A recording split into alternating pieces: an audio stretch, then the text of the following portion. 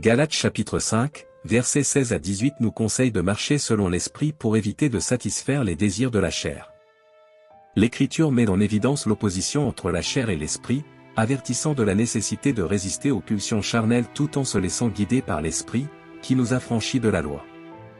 Il est à noter que certains chrétiens attribuent toutes les actions humaines aux démons, bien que la Bible indique que toutes les actions ne nécessitent pas une mauvaise influence.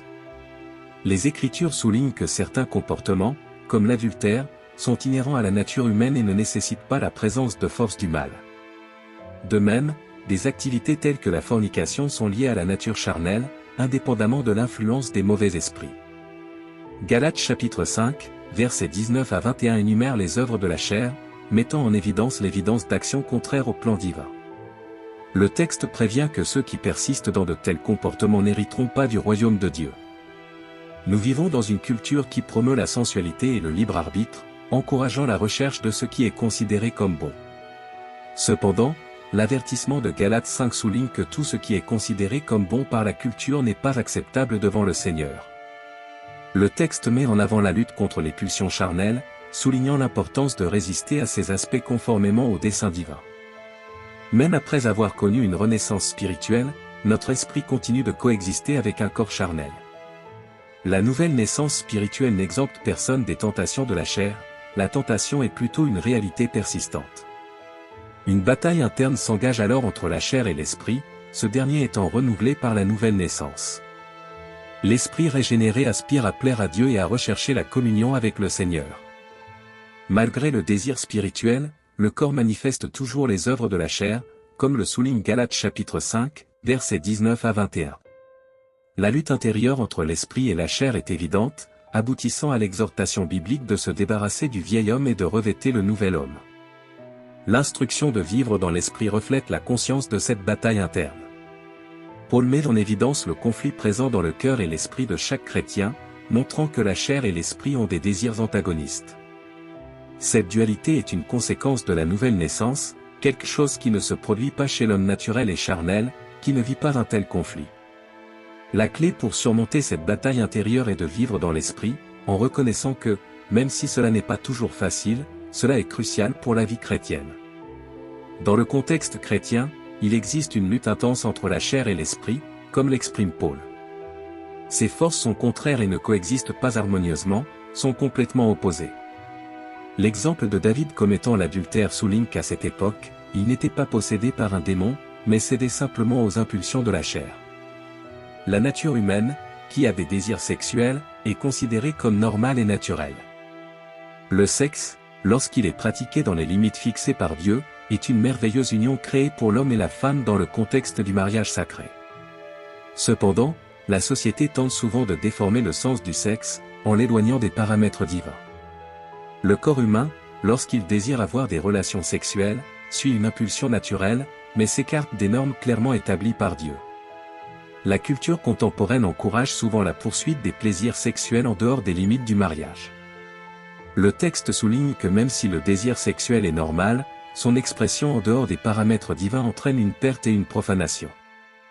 Dieu a établi des normes rigoureuses pour l'expression sexuelle, en tenant compte des implications physiques et spirituelles qui y sont associées, comme indiqué dans 1 Corinthiens chapitre 6, versets 15 à 17. Ces versets soulignent que le corps du chrétien est une partie intrinsèque du corps du Christ. Avoir des relations sexuelles avec une prostituée est un acte contraire au principe divin puisque, selon les Écritures, les deux deviennent une seule chair. Cette instruction souligne l'importance des limites divinement établies pour la sexualité, visant à préserver la sainteté et l'intégrité physique et spirituelle. Le concept d'union spirituelle est souligné dans le verset qui déclare que celui qui est uni au Seigneur est un avec lui en esprit. En abordant la question de la fornication, le texte souligne que, sur le plan spirituel, ceux qui sont impliqués dans cet acte deviennent une entité spirituelle unique. Même s'ils cherchent à se séparer, un lien plus profond les maintient ensemble, transcendant l'aspect physique et même les relations platoniques conventionnelles. Le texte illustre cette idée en comparant la situation avec le concept des « amis avec avantage », dans lequel deux personnes entretiennent une intimité physique sans engagement ni exclusivité. Cependant, il convient de noter que, même dans ce type de relation, la fornication crée un lien spirituel qui dépasse l'aspect physique. la difficulté de rompre ces relations est attribuée à ce lien spirituel qui persiste même après la fin, générant un sentiment de perte. En outre, le texte s'attaque à l'idée fausse selon laquelle le temps guérit toutes les blessures, arguant que, dans le domaine spirituel, le temps ne résout pas complètement les problèmes émotionnels liés à la fornication. L'impact profond de l'union spirituelle perdure dans le temps, influençant les émotions et rendant difficile le dépassement de la rupture. Enfin, le texte souligne l'importance de reconnaître que Dieu a créé le sexe et l'aime, mais souligne la nécessité de respecter les limites divines de la sexualité, en visant à préserver la sainteté et à éviter les liens spirituels complexes qui peuvent surgir en dehors de ces limites. Dieu, conscient des conséquences d'une vie de promiscuité, met en garde à plusieurs reprises contre un tel style de vie dans sa parole. Le verset de Galates, chapitre 5, versets 16 à 18, est mentionné pour souligner l'importance de suivre la voie de l'Esprit.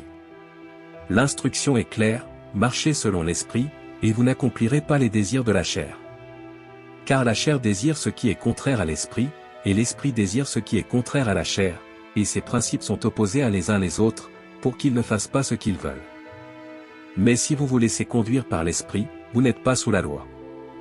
Le conflit entre la chair et l'Esprit est mis en évidence comme une réalité, et suivre la direction de l'Esprit est présenté comme la clé pour éviter la satisfaction des désirs charnels.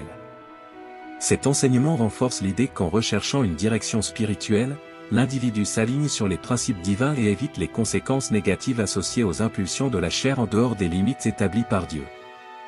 Maintenant, unissons-nous dans la prière. Mon Dieu, nous te remercions pour ta grâce et ton amour infini qui nous guide à chaque étape de notre vie. Nous reconnaissons la sagesse de ces lois et paramètres établis pour notre propre bien et bénéfice. Le Seigneur connaît toutes choses et nous sommes convaincus que sa direction est le chemin vers une vie pleine et pleine de sens. Nous demandons, Seigneur, la force de marcher selon l'Esprit. Nous savons qu'il y a une bataille entre la chair et l'Esprit, et nous recherchons ta direction pour vaincre les désirs contraires à ta volonté.